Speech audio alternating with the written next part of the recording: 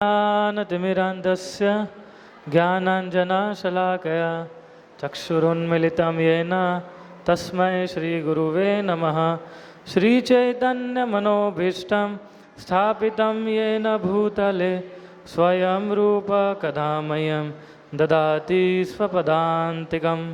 जय श्रीकृष्ण चैतन्य प्रभु नित्यानंद श्री अद्वैत गदाधर श्रीवासादि गौरभक्तवृंद। हरे कृष्णा कृष्णा कृष्णा हरे हरे, हरे Ram Ram Ram Hare Hare. Yeah, so we had a very nice class and interaction with His Grace विश्वरूप प्रभु, जिन्होंने बहुत अच्छे से हमें बिंदु सरोवर की कथा बताई, हमें करदम मुनि और देवहूति के बीच में जो किस प्रकार से वो लोग एक दूसरे से मिले और किस प्रकार से ये जो संवाद है एक गृहस्थ भक्त के लिए कितना इम्पोर्टेंट है, वो उन्होंने हमें समझाया। एक्चुअली बहुत ही तीसरे स्कंद का सबसे इम्पोर्टेंट पार्ट है ये करदम मुनि, देवहूति और कपिल मुनि की जो पूरी कथा है वो। और इसके अंदर हम देखेंगे तीसरे स्कंद के 23वें अध्याय में, तो हमें पता चलता है कि किस प्रकार से देवहूति के गुणों के विषय में बताया गया है उसके अंदर, और करदम मुनि ने किस प्रकार से देवहूति के साथ डील किया, वो सारी चीज़ें बताई गई हैं। और उसके बाद नॉर्मली ऐसा होता है कि 4 आश्रम हैं हमारे, ब्रह्मचारी, गृहस्थ, वानप्रस्थ और सन्यास। तो करदम मुनि गृहस्थ आश्रम में थे, तो जैसे ही उनके बच्चे हो गए तो फिर उन्होंने सोचा कि अब मुझे वानप्रस्थ में जाना है। और पहले ही उन्होंने बोल दिया था देवहूति को कि आफ्टर हैविंग किड्स, बच्चे होने के बाद आई विल गो फॉर वानप्रस्थ। तो जब वो वानप्रस्थ में जा रहे थे तो ऑब्वियसली किसी पत्नी को अच्छा नहीं लगेगा, तो वो संवाद है देवहूति का और करदम मुनि के बीच में। और फिर कपिल मुनि, फिर उसके बाद करदम मुनि बोलते हैं कि कपिल मुनि अभी तुम्हें उपदेश देंगे। यानी उनका जो पुत्र था देवहूति का, कपिल मुनि, जो कि भगवान के स्वयं भगवान है, वो कपिल मुनि को जो उपदेश देते हैं वो श्रीमद् भागवतम के तीसरे स्कंद के जो लास्ट 9 चैप्टर हैं उसके अंदर ये पूरा बताया जाता है। तो खींच सकते हो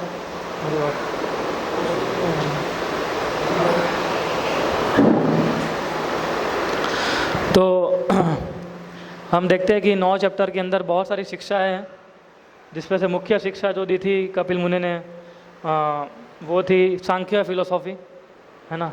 तो 2 प्रकार के कपिल मुनि थे, एक तो ओरिजिनल कपिल मुनि और एक नकली कपिल मुनि भी प्रकट हुए थे। प्रकट तो नहीं बोल सकते उसको क्योंकि नकली था वो लेकिन एक नकली कपिल मुनि भी आया था, है ना।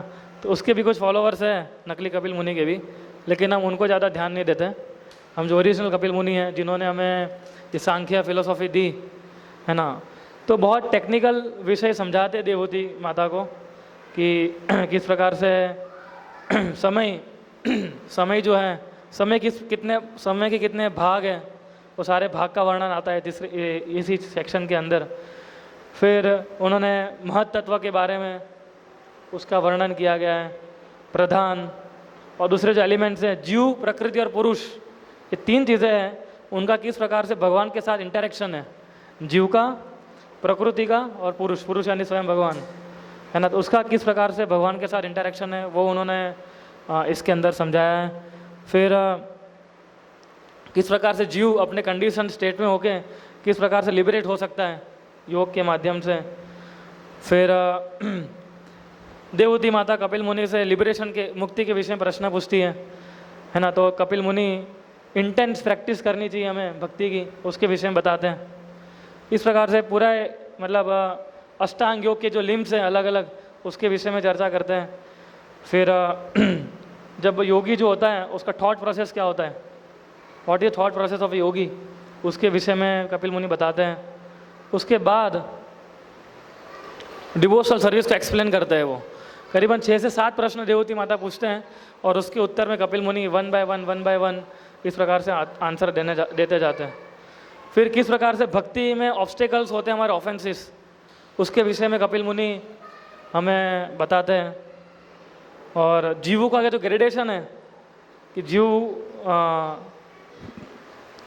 किस प्रकार से आने के बाद शुद्ध भक्ति तक जाता है, उसके अलग अलग ग्रेड हैं, उसके विषय में बताते हैं कपिल मुनि। फिर समय का नेचर क्या है वो बताते हैं, और एडवर्स फ्रूटिव एक्टिविटीज़ जो हम करते हैं उसके विषय में बताते हैं। ऐसे अनेक विषय है, मतलब कंटिन्यूएशन में। और इसी सेक्शन के अंदर आता है कि जो 9 महीने बच्चा जो गर्भ में होता है तो किस प्रकार से वो बच्चा अंदर बड़ा होता है, वो भी कपिल मुनि इसी सेक्शन के अंदर देवहूति को बताते हैं, है ना। सब पूरा तो नहीं ले पाएंगे इतना सारा, तो अगर पूरा भी ले सकते हैं मुझे तो कोई प्रॉब्लम नहीं है। आप में काफ़ी सारे लोगों को नौकरी छोड़नी पड़ेगी, बिजनेस छोड़ना पड़ेगा, माता को घर छोड़ना पड़ेगा फिर इधर बैठ के शांति से पूरा कपिल मुनि और देवहूति का व्याख्यान 1 महीने तक सुन सकते हैं, पर प्रैक्टिकली पॉसिबल नहीं है। तो हम लोग क्या करेंगे, उसमें से एक section I will take and that we can discuss. So Prem Vilas Prabhu ने टेक्नोलॉजी का उपयोग करते हुए आप सबके व्हाट्सएप ग्रुप में एक लिंक भेजी है, वो लिंक को आप क्लिक कीजिए। वो लिंक खोलेंगे तो आपको एक अच्छा श्लोक दिखाई देगा, श्री भगवान उवाच, है ना। तो उसके ऊपर हम चर्चा आज करेंगे। या एनीबडी कैन रीड?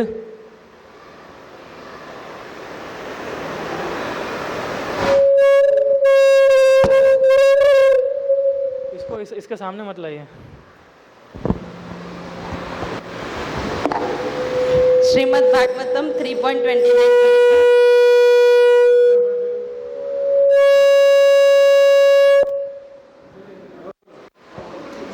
श्री भगवान उवाच भक्ति योगो बहुविधो मार्गे भामिनी भाव्यते स्वभाव गुण मार्गेण पुंसा भावो विभिद्यते। ट्रांसलेशन पढ़ सकते हैं? Lord Kapila, the personality of Godhead, replied, "O noble lady, there are multifarious paths of devotional service in terms of the different qualities of the executor." Yes. So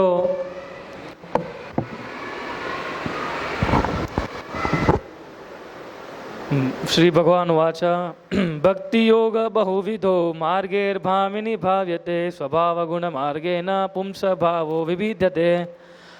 इस श्लोक के अंदर ये बहुत इंपॉर्टेंट स्वभाव गुण मार्गेण, कि जो प्रैक्टिशनर है ऐसे भक्ति के विविध प्रकार के पाथ हैं, और in terms of different qualities of the executor.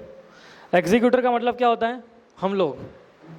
Actually अब देखिए भक्ति के बहुत सारे टाइप्स है ना, और भक्ति जो है वो उसकी क्वालिटीज़ डिपेंड होती है कि प्रैक्टिशनर जो है वो कितना प्रैक्टिस कर रहा है उसको। भक्ति जो है तीनों गुणों से परे है, लेकिन जो प्रैक्टिस करता है भक्ति को, उसके आधार पर भक्ति को 3 भाग में विभाजित किया गया है ना। तो आप भी कुछ बता सकते हैं मेरे को कि एक प्रैक्टिशनर के मुताबिक हम सब लोग भक्ति प्रैक्टिस कर रहे हैं, so what kind of different types of भक्ति वी आर प्रैक्टिसिंग? कोई बता सकता है आप में से? साधना भक्ति। हाँ, एक होती है साधना भक्ति और एक होती है रागानुगा भक्ति, है ना। सो 2 प्रकार के उसके अंदर हुए डिफरेंट टाइप्स ऑफ भक्ति बेस्ड ऑन प्रैक्टिशनर। कोई प्रैक्टिशनर ऐसा है जो साधन भक्ति पे अभी अटका हुआ है, कोई प्रैक्टिशनर अच्छा है कि जो जिसने साधन भक्ति को स्तर को पार करके वो रागानुगा स्तर पे अभी भक्ति कर रहा है। और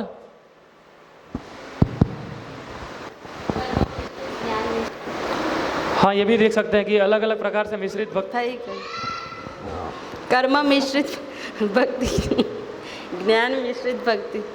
अच्छा, ये भी गिन सकते हैं हम लोग कि अलग अलग मिश्रण के साथ हम भक्ति करते हैं। फिर और कोई क्वालिटी ऑफ चैंटर, कोई कम माला करता है, कोई ज़्यादा माला करता है, कोई पूरा दिन माला करता रहता है ना।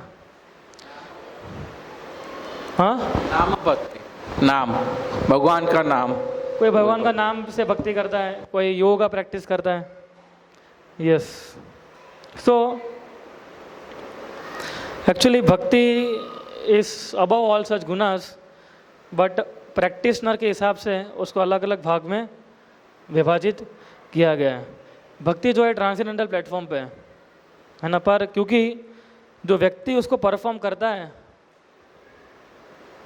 उसके आधार पर सत्वगुण, रजोगुण और तमोगुण, इस प्रकार से भक्ति को डिवाइड कपिल मुनि इस अध्याय में करते हैं। तो हम इसका ही थोड़ी चर्चा करेंगे आज के दिन। We will discuss this 3 kinds of bhakti. सो 8th श्लोका, मैं श्लोका पढ़ता हूँ, आप में से उसका कोई ट्रांसलेशन पढ़ सकता है। हरे कृष्णा। आप लोग नीचे जाएंगे ना, next previous shloka, shloka number 8। Next. अभिसंधाय यो हिंसं दम्भं मात्सर्यम् एव वा संभ्रम्भी भिन्न दृगभावं मयि कुर्यात् स तामसः। Anybody can read translation? एक minute. Who is envious, proud, violent and angry, and who is a separatist is considered to be in the mode of darkness. Devotional service executed by a person who is envious, proud, violent and angry, and who is separatist is considered to be in the mode of darkness. तो ये बहुत important, one of the important shloka है। ये जो आगे के हम 3 पढ़ेंगे वो। तो पहला क्या है? हिंसम, यानी वायोलेंस, कि जो भक्ति वायोलेंस करके करता है। हम उसका भी उदाहरण देखेंगे कि इस प्रकार से हम भक्ति वायोलेंस करके करते हैं। फिर कौन सा है? दम्भम, दम्भ यानी प्राइड, प्राइडफुल एटीट्यूड से वो भक्ति को एग्जीक्यूट करता है। फिर क्या है? मात्सर्यम, मतलब ईर्षा, कि जो एनवी रख के भक्ति कर रहा है लेकिन ईर्षा से कर रहा है। फिर क्या है? संभ्रम्भी, यानी क्रोध, गुस्सा करके भक्ति कर रहा है। और भिन्न दृक् भावम, यानी सेपरेटिस्ट, यानी सेपरेटिस्ट का मतलब होता है कि उसका और भगवान का जो इंटरेस्ट है वो अलग होता है। वो हालांकि बोलता ही है कि भगवान मैं तो आपके लिए तो कर रहा हूँ ये, लेकिन उसका इंटरेस्ट जो होता है भगवान को प्राप्त करने का नहीं होता है, उसका इंटरेस्ट होता है दूसरी चीज़ों में अंदर। So there are 5 things explained here, है ना। उसको आप याद रख सकते हो, PAVES formula, PAVES, PAVES. P for pride, A for angry, V for violence, then E for envy, S for separatist. So ये पेव्स फॉर्मूला याद रखिए। मतलब ऐसा हमें नहीं करना है ना याद रखना है, लेकिन हमें इसको फॉलो नहीं करना है। सो इस प्रकार की जो भक्ति कर रहा है is consider to be in the mode of darkness, यानी ये तमोगुणी भक्ति है। सो प्रभुपाद जी तात्पर्य के अंदर इसके बताते हैं, somebody can read first line of translation. जिसके पास माइक है उसके पढ़ सकता है। It has already been stated in the Srimad Bhagavatam, 1st canto, 2nd chapter, that the highest, most glorious religion is the attainment of causeless, unmotivated devotional service. In pure devotional service, the only motive should be to please the Supreme Personality of Godhead. Yes, so आप देख सकते हैं इसके अंदर कि ये कौन सा श्लोक है भागवतम का। भागवतम के 1st कैंटो में 2रे चैप्टर में बहुत इंपॉर्टेंट श्लोक है ये। इस श्लोक है सवे पुंसा परो धर्मो यह तो भक्तिर अधोक्षज है। अहेतु की अप्रतिहता ये आत्मा सुप्रसिद्धते। यस, वेरी इंपॉर्टेंट श्लोक है भागवतम का ये। तो इसके अंदर बताते हैं कि हमारा सबसे जो ह्यूमैनिटी, जो ह्यूमन बीइंग है, सवे पुंसा परो धर्मो, कि जो कलयुग के अंदर जिन लोगों ने मनुष्य रूप में जन्म लिया है उसका सबसे बड़ा कार्य क्या है, उसका सबसे बड़ा धर्म क्या है? यह तो भक्ति अधोक्षज है, अहेतु की अप्रतिहता। अधोक्षज की भक्ति करनी है, किस प्रकार से करनी है? बिना किसी हेतु की। लेकिन there has to be some kind of motivation. हम कलयुग के अंदर रहते हैं तो हम कोई भी काम करते हैं तो किसी मोटिवेशन के साथ काम करते हैं। बिजनेस करते हैं तो क्यों करते हैं? पैसे मिलने वाला है। जॉब करते हैं क्यों करते हैं? मोटिवेशन क्या है? पैसे कमाना है। तो हम देखेंगे इस भौतिक संसार में कोई भी हम किसी प्रकार का हम कार्य करते हैं उसका मोटिवेशन क्या है? टू अर्न मनी, या कोई ना कोई मोटिवेशन होता है हमारा, है ना. So there has to be some kind of motivation, but what is the real motivation is, the real motive is only to please Krishna, because you can not do bhakti without motivation. भक्ति की definition क्या है? कौन बताएगा? नहीं, रूप गोस्वामी तो बताते हैं भक्ति की डेफिनेशन. अन्य अभिलाषिता शून्यम ज्ञान कर्मानावृतम अनुकूल्येन कृष्ण अनुशीलनम भक्तिरुत्तमम. सो ये मोटिव हमारा होना चाहिए, है ना. अन्य अभिलाषिता शून्यम, किसी भी प्रकार की अभिलाषा नहीं रखते हुए, एक ही अभिलाषा रखनी है, वो क्या है? अनुकूल्येन कृष्ण अनुशीलनम, कि किस प्रकार से हम कृष्ण के अनुकूल रह के भक्ति कर सकते हैं और उनके पद चिन्हों पे चल सकते हैं. इसके ऊपर हमने बहुत विस्तार से, मैंने भक्तिविनोद सभा में हम जो लेक्चर्स कर रहे हैं अभी नेक्टर ऑफ इंस्ट्रक्शन के, उसके अंदर हमने बहुत ही विस्तार से श्लोक के ऊपर डिस्कस किया था, है ना. सो इसको हम ज़्यादा डिस्कस नहीं करेंगे. या आगे कोई पढ़ सकता है? In the condition stage when one engages, वहाँ से पढ़िए.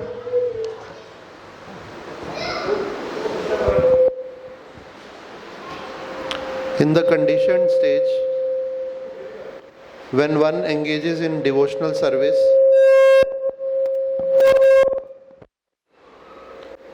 he should follow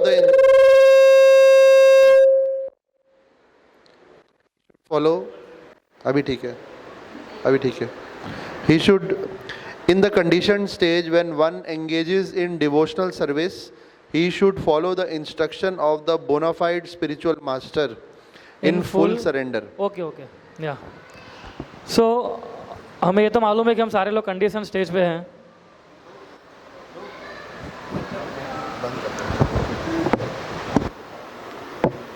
right.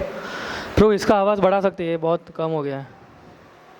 I think I will read and I will follow, कि टाइम बहुत जा रहा है इस सब में. तो इसको बंद कर दीजिए, इस माइक को, इसका थोड़ा वॉल्यूम बढ़ा दीजिए.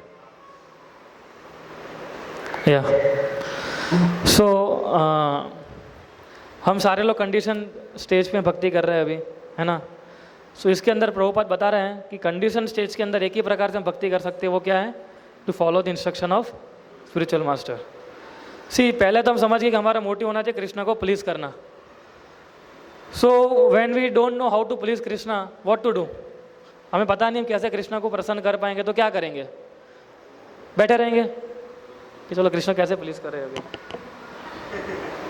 तो उसके लिए क्या करना चाहिए? We have to approach spiritual master, कि जिन्होंने, क्योंकि स्पिरिचुअल मास्टर प्रभुपाद तात्पर्य में बताते हैं कि spiritual master is a manifested representation of the supreme lord, because he receives and present instruction of the lord as they are by disciplic succession. आध्यात्मिक गुरु जो होते हैं वो एज इट इज़ इंस्ट्रक्शन हमें देते हैं, जो भगवान से द्वारा उनको कैसे प्राप्त होती है? गुरु शिष्य परंपरा के द्वारा. जैसे माइक है, फॉर एग्जांपल, ये माइक अगर मैं कृष्णा को देता हूँ, अगर शायद भगवान प्रकट हो जाए, तो ये माइक मैं कृष्णा को देता हूँ और यही सेम माइक मैं गुरु को दूंगा, तो दोनों के जो वर्ड्स हैं वो एकदम सिमिलर होंगे. So if you want to please Krishna, then it is very must we have to follow the instruction of spiritual master, है ना. फिर आगे बताते हैं प्रभुपाद जी कि it is described in Bhagavad Gita that the teachings therein should be received by disciplic section, otherwise there is adulteration. adulteration का मतलब क्या है? अगर हम गुरु शिष्य परंपरा के द्वारा अगर हम इस उपदेश को नहीं सुनते हैं तो क्या होता है? वो ज्ञान जो होता है वो टूट जाता है. अडल्टरेशन का मतलब होता है कि उसका जो मेन सोर्स होता है, जो सोर्स ऑफ इंस्पिरेशन होता है, कि जो मेन थीम होती है उसकी, उसमें से हम लोग वो जो ज्ञान जो है उसमें से वो निकल जाता है. राइट. सो जैसे हम लोग पहले कृष्ण भक्ति में आए थे, आप सभी लोग कृष्ण भक्ति में आप लोग आए हैं, राइट. तो आपने बहुत सारी चीज़ें सुनी होगी, है ना, कृष्ण भक्ति में आने से पहले, कि हम इसकी पूजा करेंगे, उसकी पूजा करेंगे. ऐसे बहुत सारे लोग ही हम पूजा करते हैं, है ना, कृष्ण भक्ति में आने से पहले. लेकिन वो क्या करते हैं? हमारी भक्ति को धीरे धीरे हमारी जो सोच है, विचार है, उसको क्या कर लेता है वो, डाउन करता जाता है वो, एंड अडल्टरेट करते जाता है. So to act under the direction of a spiritual master with a motive to satisfy the supreme personality of Godhead is pure devotional service. ये बहुत इंपॉर्टेंट लाइन है. श्रील प्रभुपाद जी तात्पर्य में बताते हैं, to act under the direction of spiritual master, यानी हमें जो कार्य करना है वो आध्यात्मिक गुरु के निर्देश अनुसार करना है, और मोटिव क्या होना चाहिए, कृष्ण को सेटिस्फाई करना. तो इस तात्पर्य के अंदर दो चीज़ बहुत इंपॉर्टेंट है. पहला है कि आप किसके अंडर में हैं, हम किसके अंडर में, हमारे आध्यात्मिक गुरु के अंडर में, या फिर उनके जो रिप्रेजेंटेटिव है उनके अंडर में. और हमारा मोटिव क्या है, टू प्लीज कृष्ण एंड गुरु. सो ये दो चीज़ इस तात्पर्य से हम सीख सकते हैं. पहला है कि हमें आध्यात्मिक गुरु या हमारे आध्यात्मिक गुरु के जो रिप्रेजेंटेटिव है ना, उनके निर्देश अनुसार सेवा करनी है. और दूसरा, वो किस मोटिव से करनी है, कृष्णा को सेटिस्फाई करने के लिए, हमारी इंद्रियों को सेटिस्फाई करने के लिए नहीं करनी है ना. अगर ये दो चीज़ मिस हो जाती है तो फिर ये प्योर भक्ति नहीं है. अगर हम जैसे हमारे गुरु के निर्देश अनुसार कार्य नहीं करेंगे तो फिर भक्ति निकल जाती है और ये तुरंत ही शुरू हो जाता है. हम उदाहरण देखेंगे, जैसे अभी हमने इधर 5 चीज़ों के विषय में चर्चा किया. सबसे एक मुख्य था वायलेंट, कि कोई व्यक्ति वायलेंट तरीके से करता है. उसका उदाहरण कौन है, कौन बताएगा शास्त्रों में से? रावण भक्ति नहीं कर रहा था. ये गुण की बात नहीं कर रहे हैं हम लोग, ये भक्ति कर रहे हैं लेकिन वायलेंट होकर करते हैं. जैसे कोई समुदाय होते हैं, जैसे एक समुदाय है, वो सोचता है कि किसी को मार धाड़ करके ही उनको भक्त बनाएंगे. अगर आप हमारे भगवान को नहीं मानेंगे तो आपको मार दिया जाएगा, है ना, वायलेंट. प्रहलाद महाराज से वायलेंट कहाँ थे, वो तो बेचारे भक्त थे. हिरण्यकशिपु तो भक्ति नहीं था. और बताइए, ऐसा कौन भक्त था जो वायलेंट था?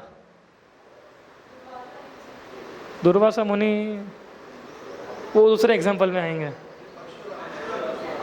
परशुराम जी का एग्जाम्पल ले सकते हैं. चलिए, और एग्जाम्पल है वृत्तासुर का. ना, वृत्तासुर भगवान के भक्त भी थे but he was violent also, है ना.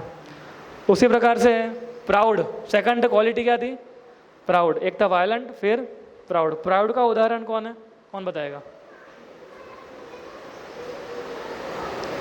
ठीक है, मैं आपको एक हिंट देता हूँ कि जब बलराम जी सोचे थे कि मुझे ये कुरुक्षेत्र युद्ध में अभी पार्टिसिपेट नहीं होना है, तो वो ये करने के लिए निकले थे.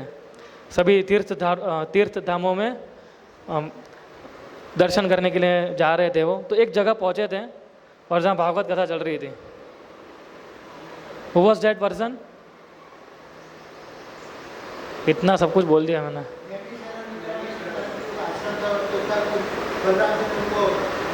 उनका नाम क्या है? आपने सही जगह लोकेशन बता दिया आपने, लेकिन मालिक का नाम नहीं बताया. रोमहर्षण सूत, है ना. रोमहर्षण सूत, he was a devotee actually but he was very proud. स्वयं साक्षात बलराम आ गए थे, सारे लोग खड़े हो गए थे, लेकिन वो सोच रहा था मैं तो व्यासासन पे बैठा हूँ, मैं कैसे खड़ा हो सकता हूँ. अरे तुम जिसकी कथा गा रहे हो वही सामने आ गए. हम भागवत कथा में क्या करते, भगवान के गुणगान गाते हैं, तो वही स्वयं भगवान आ रहे हैं. और फिर हमने देखा बलराम जी ने केवल एक घास के तिनके से टक करके उसको माथे में मारा और वो मर गया. और फिर सुत गोस्वामी को उनके बदले भगवान बलराम जी ने बिठाया. फिर एनवियस का कौन उदाहरण है? एनवियस का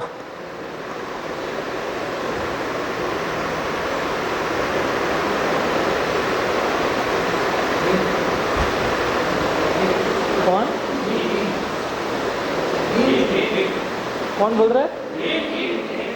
भीम. हिंट दो. ठीक है, हिंट देता हूँ मैं. ये रामायण में भी आता है कैरेक्टर और कृष्णा लीला में भी आता है. बताइए अभी.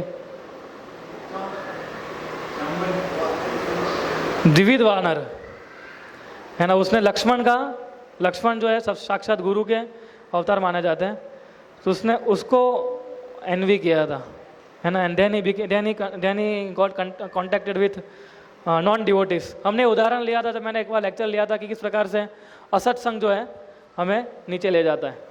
तो द्विविध वानर ने क्योंकि अपराध किया था इस प्रकार से एनवी के रूप में, तो फिर वो असत्संग में आया, असुरों के संग में आया, और वो भी एक प्रकार से असुर बन गया, और फिर बलराम जी ने उसका वध किया था। और एंगर का कौन उदाहरण है? एंगर गुस्सा, दुर्वासा मुनि भी है। फिर परशुराम के पीछे ही पड़ गए आप लोग और साक्षात भगवान का अवतार है फिर दक्ष प्रजापति ही वॉज डूइंग भक्ति आउट ऑफ एंगर। अब उसने जितने भी यज्ञ किए थे कभी विष्णु प्रकट नहीं हुए थे, कि हर एक यज्ञ में अंदर, और एक्चुअली दक्ष प्रजापति का उदाहरण हम देखेंगे तो सारी क्वालिटीज उसके अंदर थी। वो वायलेंट भी था, उसने शिव जी का अपमान भी किया था, और एनवी भी था, प्राउड भी फील कर रहा था। ये सारे जो गुण हैं मोड ऑफ इग्नोरेंस के, सारे गुण हमें प्राप्त होते हैं दक्ष प्रजापति में, है ना। सो ये था devotional service on the mode of ignorance. हम आगे के श्लोक पढ़ते हैं। सो माइक अभी रहने देते हैं, ठीक है, बहुत फीडबैक आ रहा है माइक में, तो मैं ही पढ़ लेता हूँ। नेक्स्ट श्लोक है, आप लोग देख सकते हैं, लिंक भेजिए आप सबको। विषयान अभिसंधाय यस्य ऐश्वर्यम एव वा अर्चादव अर्चयद्यो माम पृथक भाव स राजसः। Translation: The worship of deities in the temple by a separatist with a motive for material enjoyment, fame and opulence is devotion in the mode of passion, है ना। सो 3 चीज़ इसके अंदर बताई गई है ना। क्या है?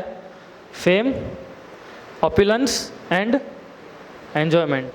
तो इसका फॉर्मूला क्या है? FOE, फो। पहले का क्या था? पेव्स, PAVES, और ये क्या है? FOE, fame, opulence and enjoyment. तो ऑपुलेंस का कौन उदाहरण है? किसने ऐसी भक्ति की जिसको ऑपुलेंस चाहिए था?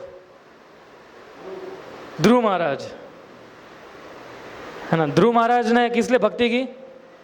बोले मेरे जो परदादा है ब्रह्मा जी, उससे भी बड़ा साम्राज्य चाहिए। अभी तो मेरे पापा ने मेरे को ठुक्कर दिया, अब मैं क्या करूँगा? मेरे दादा से बड़ा साम्राज्य चाहिए। सो ही वॉज डूइंग भक्ति, बट उनको चाहिए था क्या? ऑपुलेंस चाहिए था। हालांकि बाद में ध्रुव महाराज को मालूम पड़ा कि ये तो कुछ काम का ही नहीं ऑपुलेंस तो, लेकिन फिर भी भगवान ने दिया उसको। बोले तूने मांगा है तो मैं दूंगा, है ना। फिर एंजॉयमेंट का कौन उदाहरण है?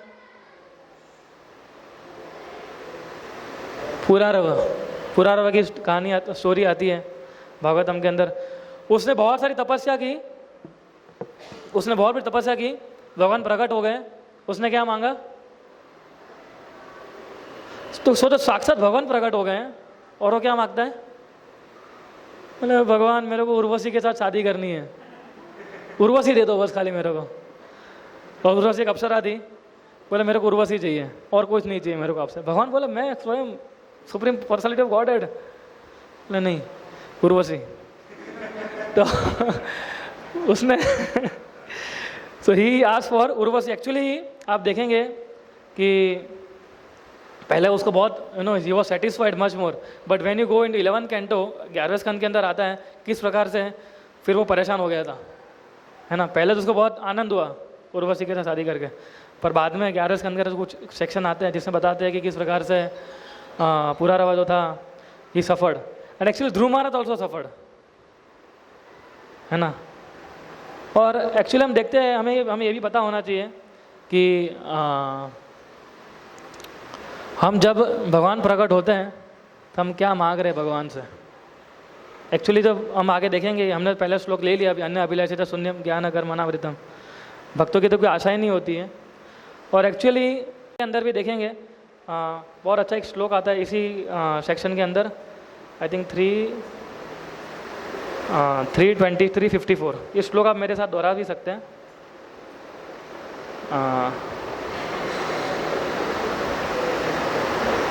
3:23-54 नहीं, शेयर करने की ज़रूरत नहीं है। या अब मेरे पीछे दोहरा है, इंद्रियार्थेषु सज्जन्त्या प्रसंगस्त्वयि मे कृता अजानन्त्या परं भावं तथाप्य अस्त्व अभयाय मे। तो जैसे विश्वरूप ने बताया कि इस प्रकार से देवहूति ने कर्दम मुनि से बच्चों की मांग, मुझे बच्चे भी चाहिए, कोई भी स्त्री होगी, कोई भी शादीशुदा स्त्री होगी, उसको नेक्स्ट क्या चाहिए, शादी करने के बाद दे नीड बच्चे चाहिए, है ना। तो सारा सब कुछ होने के बाद देवहूति माता इस श्लोक बताती हैं, बोलती है कि इनको गर्दम मुनि को कि मैं आपकी दिव्य सिचुएशन को समझ नहीं पाई, है ना। एंड आई वॉज इंद्रियार्थी सज्जनत्या, कि I was very much attached for sense gratification, कि मैं इंद्रियों को तृप्त करने के लिए बहुत ही अटैच हो गई थी, है ना। लेकिन इस स्तर के अंदर मैं आपकी ट्रांसेंडेंटल पोजीशन को नहीं समझ पाएगी। तो ये समझना बहुत ज़रूरी है। जैसा कई बार हम देखते हैं कोई व्यक्ति गुरु के पास जाता है, तो गुरु के पास जाके क्या मांगता है कि मेरा बिजनेस कैसे बढ़ेगा, है कि नहीं। गुरु जी मेरी शादी नहीं हो रही है, क्या करूँ मैं। आपको लड़के ढूंढ के दे सकते हैं। महाराज आपके तो बहुत सारे शिष्य आए होगी, है ना, उसमें से एक मेरे एक ही चाहिए और ज़्यादा नहीं चाहिए, एक तो दे सकते हैं, है ना। पूरे वर्ल्ड में आपके शिष्य हैं। तो कई बार लोग गुरु को जाके, तो गुरु से ये मांगना चाहिए हमें कि शादी एक लड़के दे दीजिए, लड़का दे दीजिए, है ना। तो इस प्रकार से देवहूति माता बता रही है इस श्लोक के अंदर कि आपके ट्रांसड्यूसर समझे नहीं, एंड मैं आपके साथ रहते हुए भी I was attached with the object of the senses, है ना। और फिर वो बताती है अजानन्ते परम भावम तथापि अस्तो अभयाय में, तो आप मुझे भी अभय प्रदान कीजिए, है ना। तो इस प्रकार से जब भगवान, तो ये भाई साहब के सामने भगवान खुद प्रकट हो गए थे, लेकिन इन्होंने किसको मांगा, उर्वशी को। और लास्ट एग्जाम्पल है किसका लेंगे हम लोग, फेम का एग्जाम्पल कौन है, फेम और पोजीशन, ध्रुव महाराज, क्या बलि महाराज भी ले सकते हैं, राजा बलि भी ले सकते हैं हम लोग। चलिए, ही वांटेड सम फेम। और कोई उदाहरण, ये हम चर्चा कर रहे हैं जो भगवान के भक्त भी है, they are performing devotional service and they are in this, और फिर फंसे हुए हैं इसमें। इंद्र ले सकते, इंद्र को, है ना। इंद्र को क्या चाहिए था, हमेशा फेम और पोजीशन के पीछे भागता। जब भी उसको लगता था कि मेरी कुर्सी डगमगा रही है, तुरंत ही किसी अप्सरा को भेज देता था, है ना, कि जाओ उसका जो योग है उसको भंग करो, उसके ध्यान को भंग करो, जाओ, है ना। लेकिन हम देखते हैं कि इस प्रकार से जब this is devotional service in the mode of devotion, in the mode of passion. तो श्रील प्रभुपाद जी इस तात्पर्य के अंदर बताते हैं, हम थोड़ा पढ़ेंगे इसको तात्पर्य को। यस, प्रभुपाद जी बताते हैं the word separatist must be understood carefully. The Sanskrit word in this connection are भिन्नद्रिक एंड पृथक भावत। A separatist is one who sees his interest as separate from that of the supreme lord। यानी उसका interest जो है वो भगवान से अलग हो जाता है। हमें क्या करना है, भगवान का जो इंटरेस्ट है उसको हमारा इंटरेस्ट बनाना है ना। तो हम सेपरेटिस्ट नहीं है। जैसे मैंने आपको उदाहरण दिया, कई बार हम बोलते हैं कि नहीं मैं तो भगवान जो बोलते वही करता हूँ, उसमें कोई डाउट नहीं है प्रभु जी। शायद आपको डाउट हो सकता है क्योंकि आप शायद फॉलो नहीं कर रहे होंगे, लेकिन मैं तो एज इट इज़ फॉलो करता हूँ। पर इंटरेस्ट वो नहीं होता है उसका हृदय से, दैट इज सेपरेटिस्ट मेंटालिटी। और भगवान का इंटरेस्ट हमारे इंटरेस्ट से भगवान का नहीं होना चाहिए। जैसे दक्ष प्रजापति फिर से है ना, उसको वो गोट का वो सर दिया गया और फिर उसने बहुत तपस्या की, तो अगले जन्म में उसको क्षत्रिय का, पहले ब्राह्मण था लेकिन उसने इधर अपराध किए तो क्षत्रिय के रूप में उसको जन्म मिला। और फिर भगवान प्रकट हुए थे उस समय, उसने बहुत अच्छी हंस हुई प्रार्थना की थी दक्ष प्रजापति ने। और उस समय क्या था, भगवान का भी इंटरेस्ट था कि प्रजापति होए और दक्ष की भी इच्छा थी कि मैं प्रजापति बनूं। तो भगवान सोचे हाँ कम से कम मेरा इंटरेस्ट इसके इंटरेस्ट के साथ तो मैच हो रहा है। फर्स्ट टाइम ऐसा हुआ कि दक्ष प्रजापति का इंटरेस्ट मेरे साथ मैच हो रहा है। एक्चुअली भगवान का इंटरेस्ट उसके साथ मैच हो रहा था। सो सेपरेटिस्ट मेंटालिटी मीन्स, आगे प्रभुपाद जी बताते हैं कि मिक्स डिवोटीज और devotees in the mode of passion and ignorance think that the interest of supreme personality of godhead is supplying the orders of the devotees. The interest of such devotees is to draw from the Lord as much as possible for their sense gratification. This is the separatist mentality. कि हम ये सोचते हैं कि भगवान जो है हमारे ऑर्डर सप्लायर है ना, कि मैं प्रार्थना करूँगा, बिंदु सरोवर आया हूँ, अभी तो कंफर्म हो गया है कि मैं कुछ भी मांग सकता हूँ बिंदु सरोवर से, तो भगवान आप मुझे ऑर्डर, फिर हम पूरा लिस्ट बनाएंगे अपने इसमें नोट्स में, मोबाइल में, बिंदु सरोवर में जाएंगे, बोलेंगे भगवान मुझे ये चाहिए, ये चाहिए, ये चाहिए, ये चाहिए, ये चाहिए। तो this is also separatist mentality when we think the lord is there to fulfil my desire. एक जो शुद्ध भक्त होता है उसको इंटरेस्ट नहीं होता, उसका एक ही इंटरेस्ट होता है कि भगवान के बिहाफ के ऊपर वो काम करता है। सो इस सेपरेटिस्ट मेंटालिटी से हमें ऊपर उठना है। दिस इज द एस, जो पेव्स में एस जो था लास्ट वाला, दिस इज सेपरेटिस्ट मेंटालिटी, है ना। और भक्ति के अलग अलग स्टेज भी होते हैं। जैसे एक पहला स्टेज है कि to accept Krishna as a supreme personality of Godhead, that is the first stage, कि जब हम कृष्णा को पूर्ण पुरुषोत्तम परमेश्वर के रूप में स्वीकार करते हैं, है ना। दूसरा स्टेज क्या है, to accept instruction of supreme personality of Godhead, कि जो पहले तो एक्सेप्ट किया कि भगवान पूर्ण पुरुषोत्तम परमेश्वर है, अभी हम क्या कर रहे हैं, उनकी इंस्ट्रक्शन को फॉलो कर रहे हैं। फिर क्या है, थर्ड स्टेज है to act for the pleasure of supreme personality of Godhead, कि भगवान की प्रसन्नता के लिए एक्ट करना, दिस थर्ड स्टेज। चौथा है to act on the behalf of supreme personality of Godhead, कि उनके भगवान जो पूर्ण पुरुषोत्तम परमेश्वर हैं उनके बिहाफ पे कार्य करना। और पांचवा है to act on the whims of supreme personality of Godhead, है ना। सो ये 5 अलग अलग स्तर हैं, हम इसको समझाते हैं। जैसे पहला स्टेज क्या है, to accept Krishna as the supreme personality of Godhead. हम इस्कॉन से पहले आए तब कितने सारे लोग भगवान को मान रहे थे ना। फिर प्रेम विलास उन्होंने रजिस्ट्रेशन किया, सुमन सगा सासा बलराम सबने, अभी तो आप लोग भी कर रहे हैं। तो कैसे जैसे तैसे आपको जीएसडी में लाया गया, फिर आपको मालूम पड़ा कि अरे पूर्ण पुरुषोत्तम परमेश्वर तो एक ही होते हैं, और वो कौन है, कृष्णा है। फिर आपका क्लियर हुआ ना कि कृष्णा पूर्ण पुरुषोत्तम परमेश्वर है। This is the first stage of your life. आपकी भक्ति शुरुआत हुई तो सबसे पहले आप लोगों ने यही सीखा था कि भाई with so many PPTs and so many examples, so many analogies, ऐसा प्रूव किया जाता है कि नहीं, पूर्ण पुरुषोत्तम परमेश्वर कौन है, कृष्णा है। उसके बाद सेकंड स्टेज क्या है, टू एक्सेप्ट हिज इंस्ट्रक्शन। अभी मालूम पड़ गया कि भगवान कृष्ण जो है वो भगवान है, तो अभी आगे क्या करना है, उनके उपदेशों को पालन करना है। फिर हम भगवद गीता में से अलग अलग श्लोकों के ऊपर लेक्चर लेते हैं और वो सब करते हैं। फिर तीसरा क्या है कि अभी हम जो भी कार्य करेंगे वो कृष्णा की प्रसन्नता के लिए करेंगे। What ever action I will do, that action I will do for the pleasure of Krishna. मैं जॉब करूँगा तो भी मैं ये सोच के करूँगा कि मैं इसमें कृष्णा कैसे प्रसन्न कर सकता हूँ, कैसे भक्तों की सेवा कर सकता हूँ। चौथा था to act on the behalf of supreme personality of Godhead, कि एक्चुअली कैसा होता है, one has to align with the lord, तो भगवान की जो डिज़ायर है उसको अलाइन करना होता है हमें, एज प्रेजेंटेड बाय कृष्णा। और ये हम कैसे कर सकते हैं अलाइनमेंट, सबसे पहला श्लोक में हमने क्या समझा अभी, by following the instruction of spiritual master. वो फिर से माइक वाला एग्जाम्पल है ना, भगवान को माइक देंगे, गुरु को माइक देंगे, दोनों एक ही वर्ड्स में हमें उपदेश देंगे। तो अगर हमें भगवान के साथ अलाइन होना है तो हमें हमारे जो गुरु हैं उनके आदेश के मुताबिक अलाइन होना है ना।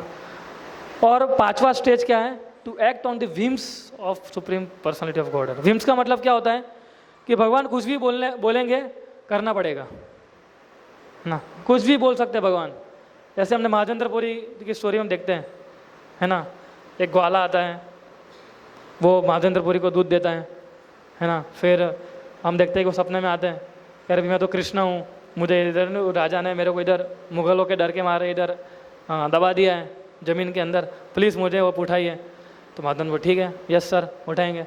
फिर बोले कि मुझे गर्मी लग रही है, वही जाओ चंदन लेके आओ। महाजन वो क्या बोले, यस सर। को फिर इतना परिश्रम लगेगा, वहाँ गए। फिर जब चंदन ले लिया और वापस जब what is that place, Remuna, जब वापस वहाँ पर पहुँचे तो भगवान फिर सपने में आए। उन्होंने एक काम कीजिए, आपको वृंदावन तक आने की ज़रूरत नहीं है, आप एक काम कीजिए इधर ही चंदन लगा दीजिए। तो बोले yes sir, right. So what ever Krishna will day I will ready for doing anything. ये बहुत डिफिकल्ट है काम करना। मान लो आपकी कोई अथॉरिटी है ना, वो आपको बोलती है कि चलिए प्रभु जी आज हम एक काम करते हैं, अभी 12 बजे से लेक्चर करेंगे, है ना। 12 लेक्चर के बाद हम क्या करेंगे, प्रसाद लेंगे फिर, ठीक है।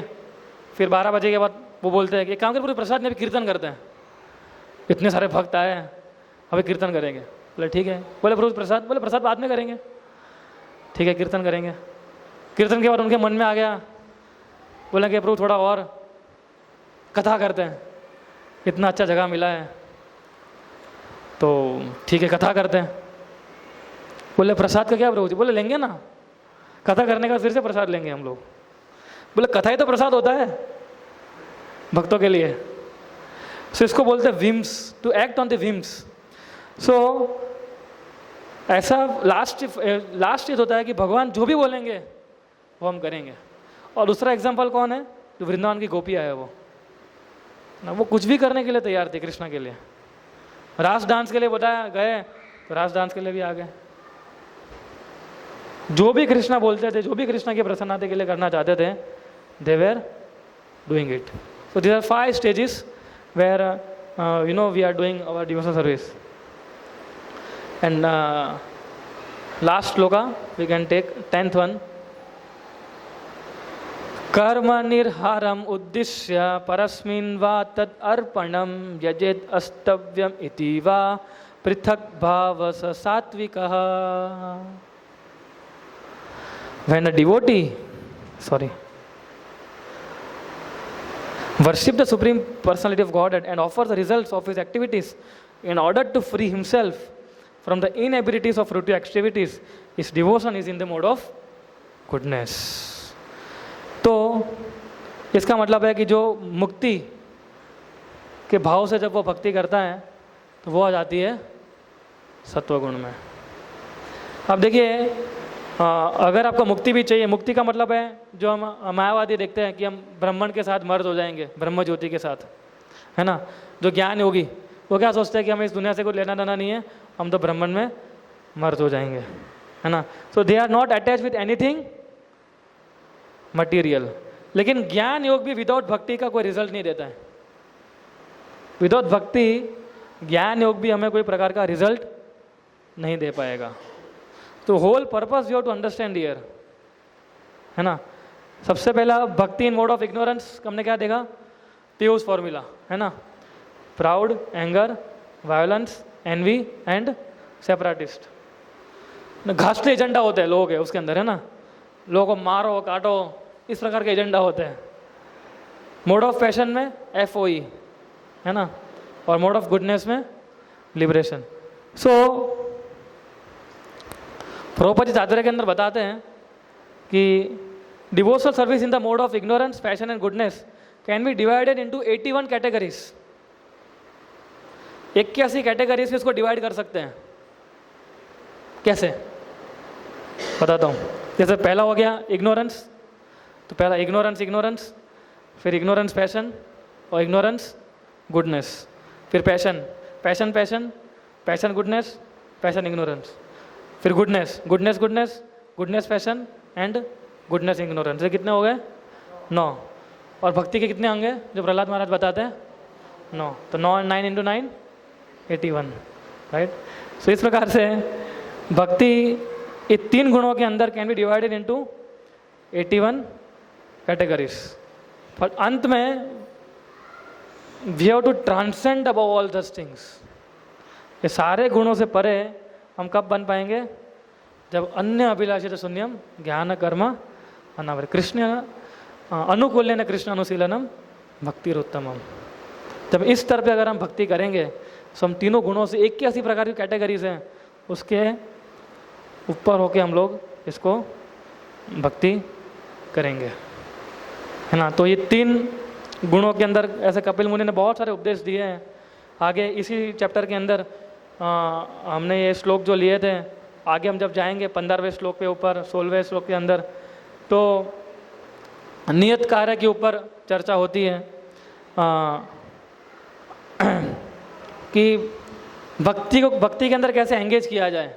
ऐसा देवहूति माता कपिल मुनि से प्रश्न पूछती हैं और भगवान बताते हैं कि विदाउट एनी एक्सपेक्टेशन, किसी प्रकार का लाभ दे बिना, without any kind of expectation, one should engage in devotional service and one has to engage his mind, चित्त। 15वें श्लोक के अंदर बताते हैं कि उसको चित्त लगाना। चित्त का मतलब होता है mind and as well as our senses also, है ना।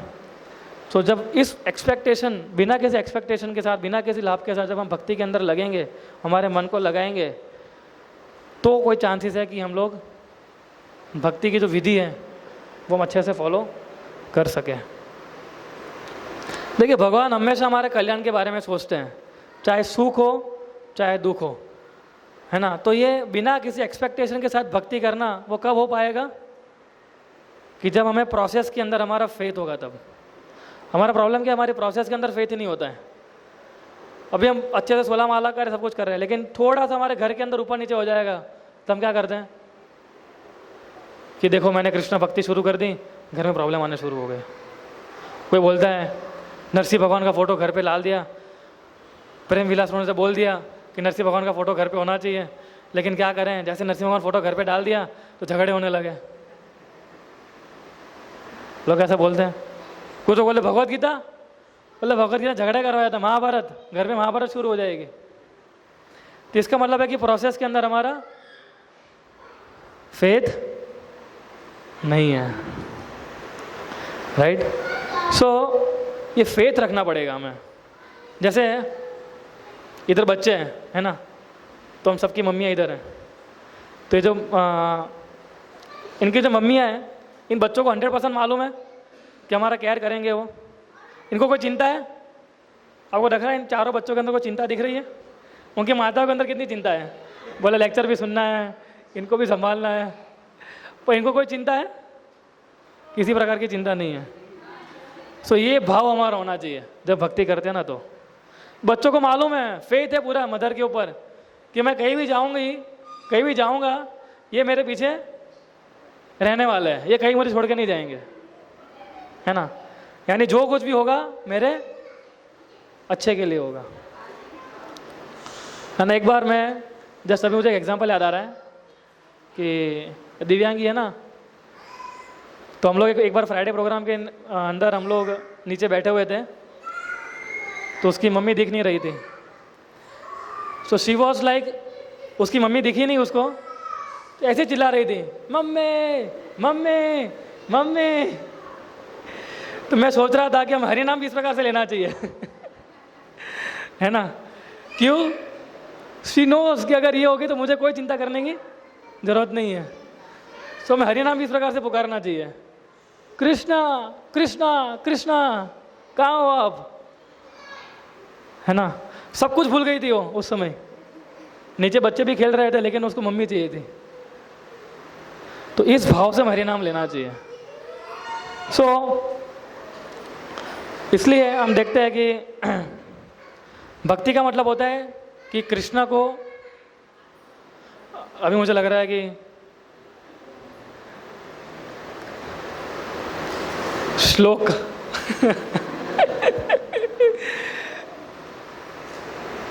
या सो भक्ति का मतलब होता है सुहृद। कृष्णा जो हमारे फ्रेंड है ना, कभी भी आपको क्या लगता है कृष्णा का हमें बीच में छोड़ देंगे क्या? वैसा कभी नहीं करेंगे।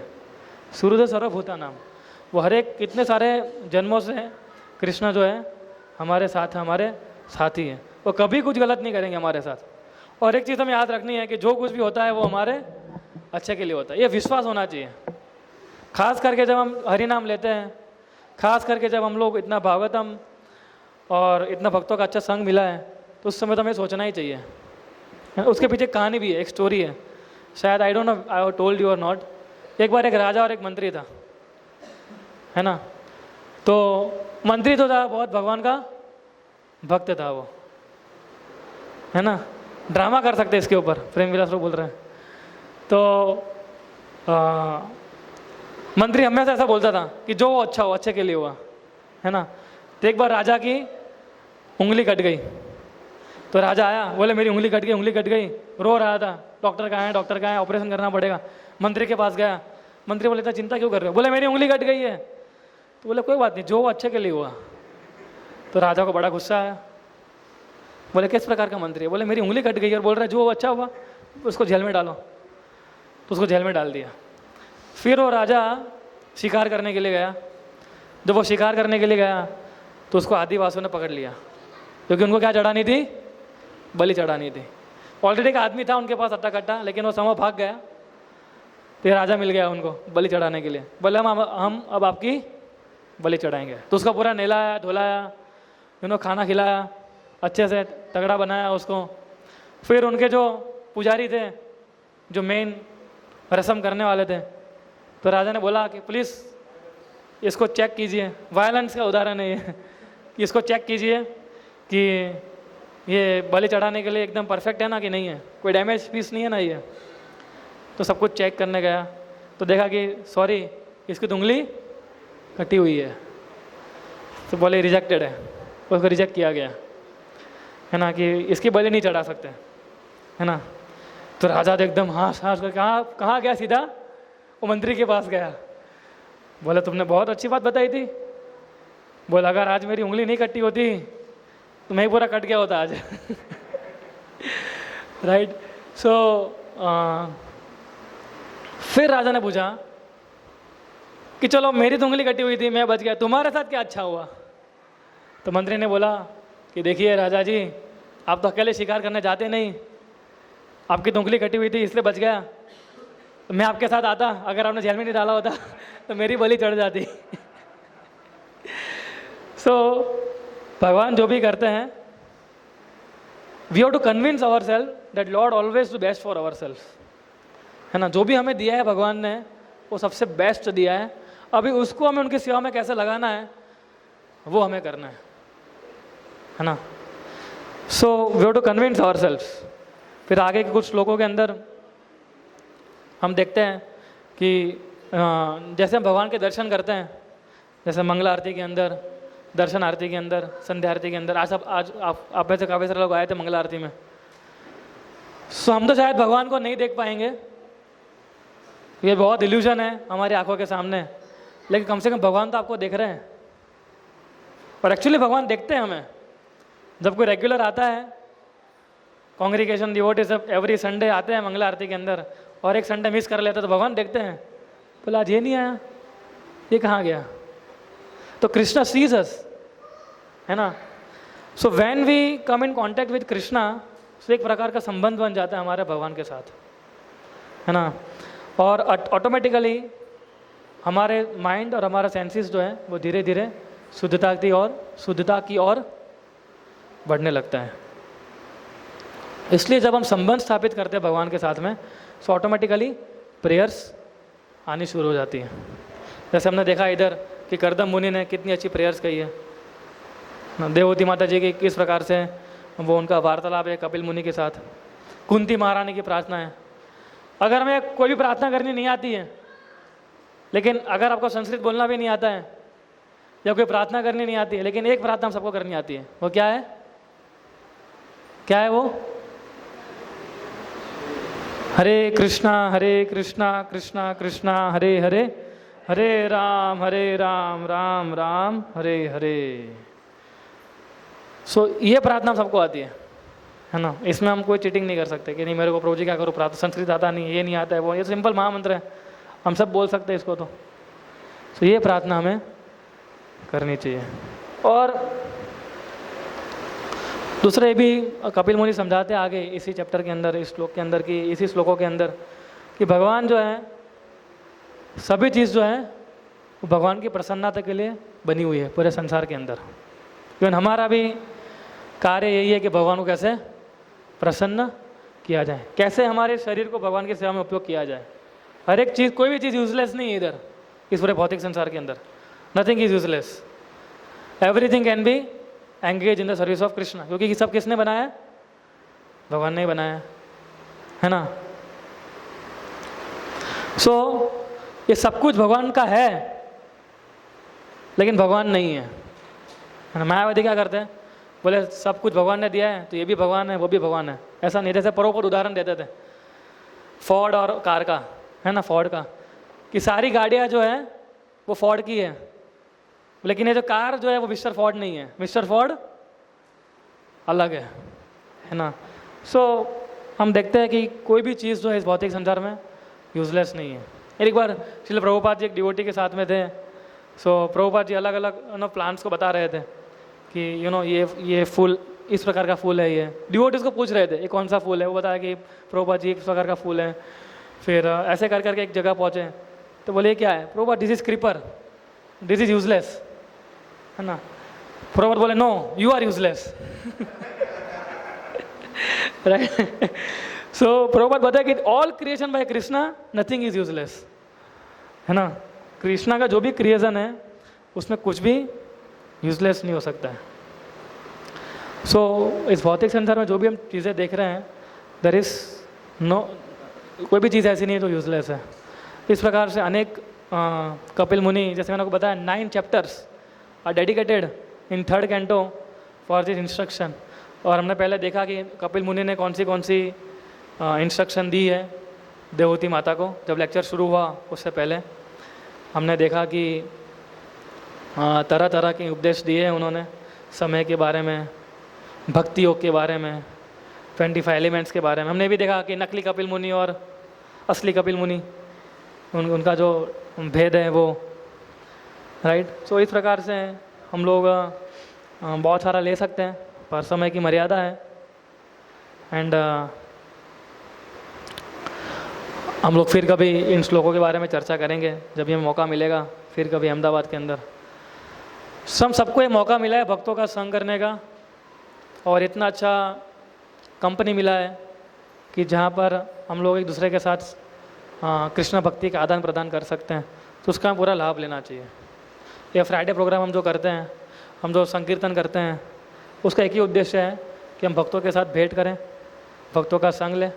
और जैसे हम भक्तों का संग लेंगे तो क्या होता है, हमारी जो डिवोशनल सर्विस जो हम घर के अंदर करते हैं उसके अंदर कितने सारे इम्प्रूवमेंट आता है ना।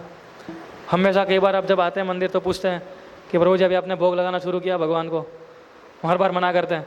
फिर हमें सोचते हैं कि चलिए अभी इस बार पूछेंगे तो इस बार तो हाँ बोलना है, चलो भोग लगाना शुरू कर देते हैं। तो ये सब कब होता है कि जब भक्तों के संग में आते हैं तब, है ना। अगर हम भक्तों के संग में नहीं आएंगे तो हम धीरे धीरे स्लिप हो जाएंगे। भले भी हम चैंटिंग कर रहे हैं, भले ही हम सब कुछ कर रहे हैं, but association of devotees is very much required, है ना। तो ही अन्य अभिलाषिता शून्य हम कर पाएंगे।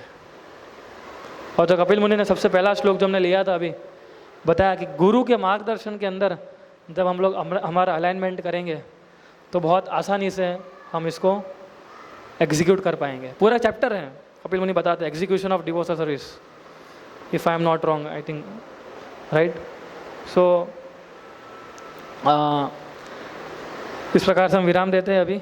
We can take question answer in, जब बस में रहेंगे तब हम क्वेश्चन आंसर ले सकते हैं, ठीक है। So Vishwar Prabhu, we would like to add anything Prabhu ji? I just spoke on 2-3 things which you told in first, and then these 3 shlokas I took. So we are very much thankful to His Grace विश्वरूप प्रभु कि उन्होंने अपना कीमती समय दिया और उन्होंने उनका संग दिया हमें। और to Prem Vilas Prabhu also. Actually, came possible